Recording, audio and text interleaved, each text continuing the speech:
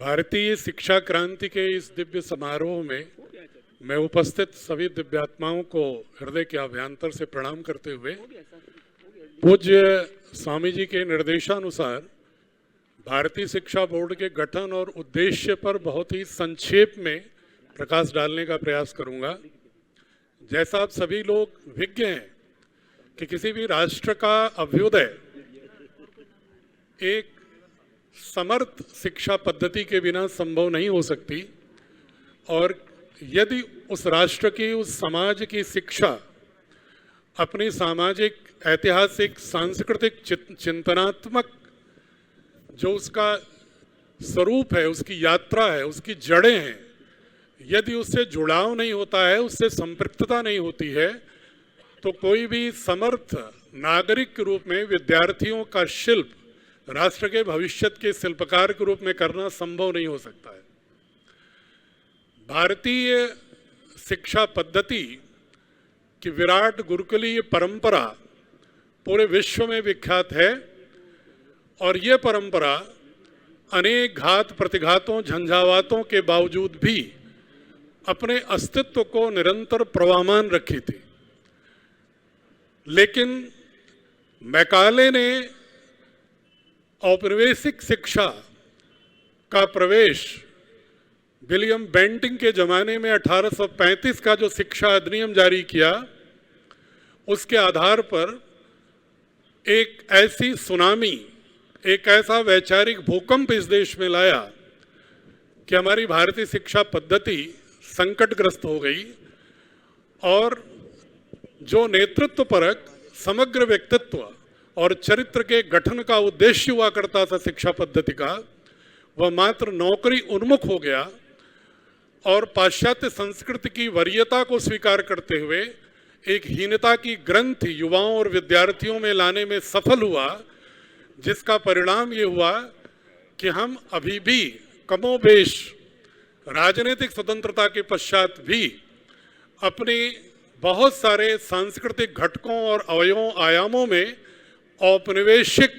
Hangover, औपनिवेशिक जो छाया है, उससे अपने को मुक्त नहीं कर पा रहे हैं। परम पूज्य स्वामी जी ने और श्रद्धेय आचार्य जी ने ये संकल्प लिया कि योग, आयुर्वेद, स्वदेशी के क्रांति के बाद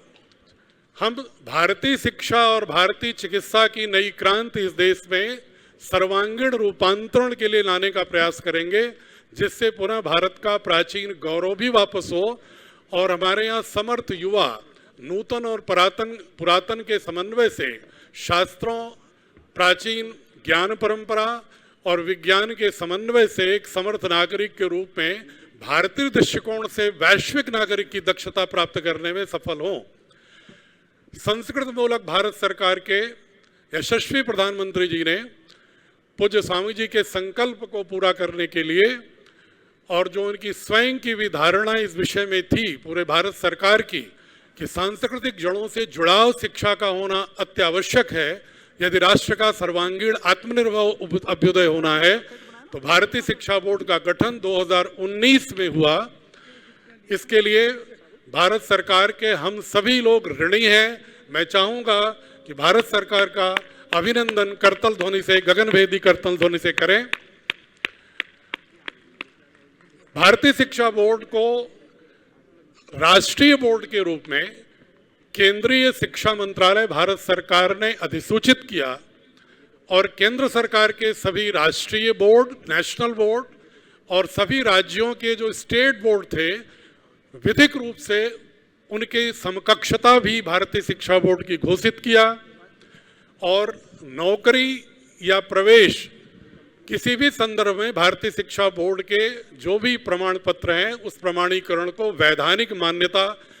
3 फरवरी 2023 को भारत सरकार ने अंततः प्रदान किया। चूँकि शिक्षा समवर्ती सूची में है, इसलिए केंद्र सरकार द्वारा भारतीय शिक्षा बोर्ड के गठन और पतंजलि योगपीठ द्वारा उसके वित्तीय पोषण और विजन पोषण को देखते हुए जो किया गया, आज प्रदेशों से भी हमें कॉन्करेंस लेना था, सहमति लेनी थी। आपको बताते हुए हर्ष का अनुभव हो रहा है कि अब 15 राज्यों ने भारतीय शिक्षा बोर्ड को समकक्षता देते हुए, सहमति देते हुए अपने यहाँ विद्यालयों को प्रारंभ करने की सहमति वैधानिक रूप से प्रदान कर दी है। अब मैं संक्षेप में ये बताना चाहूंगा कि भारतीय शिक्षा बोर्ड का उद्देश्य क्या है। जो भारत सरकार ने पूज्य स्वामी जी के संकल्प के आधार पर जो उद्देश्य निर्धारित किया है भारतीय शिक्षा बोर्ड का, वो प्राचीन ज्ञान परंपरा का आधुनिक विज्ञान से समन्वय है। इसका अर्थ यह है कि जो मैकाले ने ये घोषित करने का प्रयास किया अपने एक बहुत बड़ी उपनिवेशी प्रवृत्ति को विकसित करने वाले पाश्चात्य विचारकों के माध्यम से, कि भारतीय संस्कृत के जो भी शास्त्र हैं वो या तो कर्मकांड है, या उसमें अंधविश्वास है, या उसमें अश्लीलता है, या उसमें अतार्किकता है, उसको उन ग्रंथों के महत्वपूर्ण अंशों से निकालकर उन्हें प्रत्यक्ष रूप से जो वर्तमान में हैं उसको नई पीढ़ी को और पूरे विश्व को बताना है कि हमारे वेदों में, उपनिषदों में, ब्राह्मण ग्रंथों में, आरण्यकों में, षड्दर्शन में या अन्य तमाम संहिताओं और शास्त्रों में मात्र दर्शन ही नहीं, उसके अलावा खनिज विज्ञान, भौतिक विज्ञान, वनस्पति विज्ञान, जैव विज्ञान, गणित विज्ञान, जीव विज्ञान, सभी प्रकार के नक्षत्र विज्ञान, सभी शास्त्र विद्या उसमें विद्यमान है। तो जो भी हम अपने विषय वस्तु पाठ्यक्रम या पुस्तकें तैयार कर रहे हैं उसमें हर विषय के साथ प्रथमतः भारतीय शास्त्रों की ज्ञान परंपरा से यात्रा को प्रारंभ करके आधुनिक विज्ञान प्रौद्योगिकी तक की यात्रा को छात्रों को उनकी क्षमता और सामर्थ्य को बढ़ाने में प्रदान करेंगे। साथ ही हम इतिहास की जो नैरेटिव है उसको भी हम भारत बोध के साथ, भारतीय दृष्टिकोण के साथ परिवर्तित करने का प्रयास कर रहे हैं। वो परिवर्तन कोई सायास नहीं है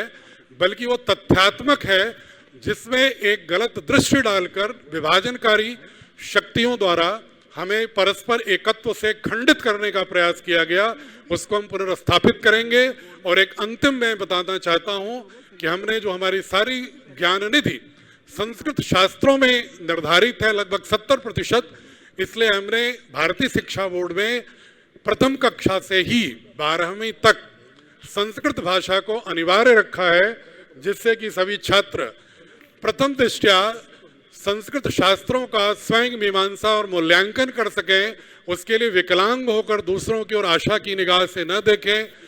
मैं भारतीय शिक्षा बोर्ड की इन विशेषताओं की चर्चा संक्षेप में करते हुए मैं आपसे आह्वान करूंगा कि आप सभी लोग भारतीय शिक्षा बोर्ड से जुड़कर, जो भी अभिभावक हैं, पूज्य स्वामी जी का जो सपना है, महर्षि दयानंद, लोकमान्य तिलक, डॉक्टर केशवराम बलिराम हेडगेवार, गुरु गोलवलकर साहब, मदन मोहन मालवीय, महात्मा गांधी, महर्षि अरविंदो, स्वामी विवेकानंद, उन सभी के सपनों को साकार करने के लिए हम ऐसे व्यक्तित्व का गठन करें जो वैश्विक नागरिक हों लेकिन भारतीय दृष्टिकोण से हों। धन्यवाद।